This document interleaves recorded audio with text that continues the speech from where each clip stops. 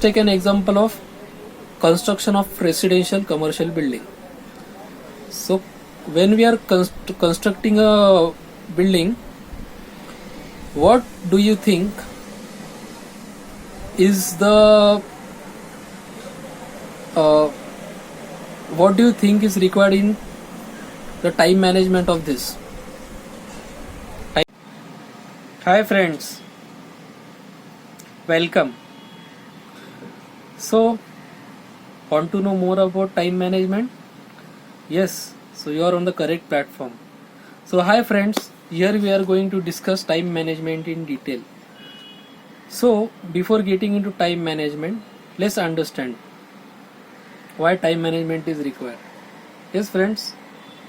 So, basically, time management is necessary in order to get the things done in appropriate and a timely manner as scheduled.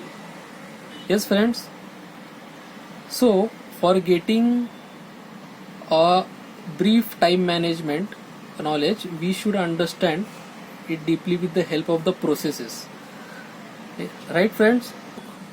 Time management consists of 7 phases which needs to be followed for getting time management done. The first phase, what we call, is we have to plan time management properly. The second phase, which is include, is we have to define the activities. Third phase is we have to schedule the activities. Fourth phase is we have to define the activity resource estimate. The fifth phase is we have to define the activity durations. The sixth phase is we have to develop a detailed schedule, and the seventh phase is we have to control the schedule. So these 7 stages are most important for doing an effective project management. Yes, friends. So to get into this and to understand it in a better way, let's take an example of a project.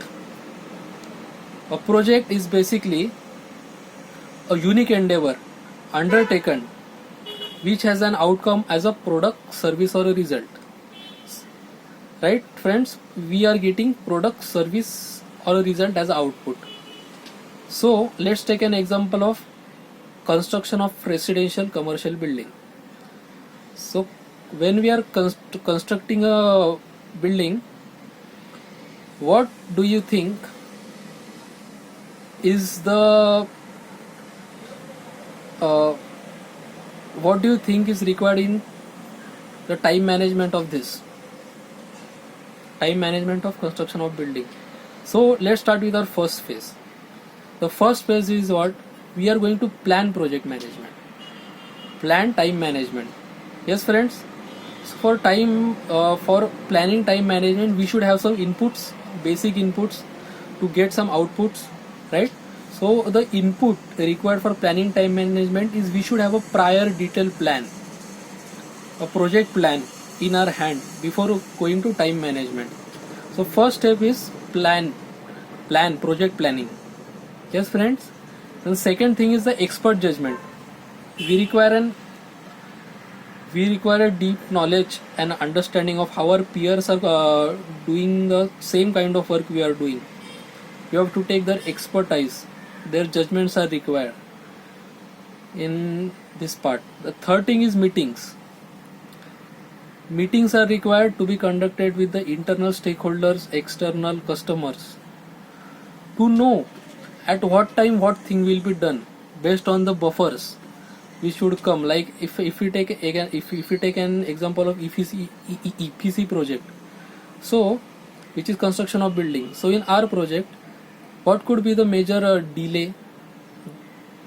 The delay could be, it could be from the approvals from the government side.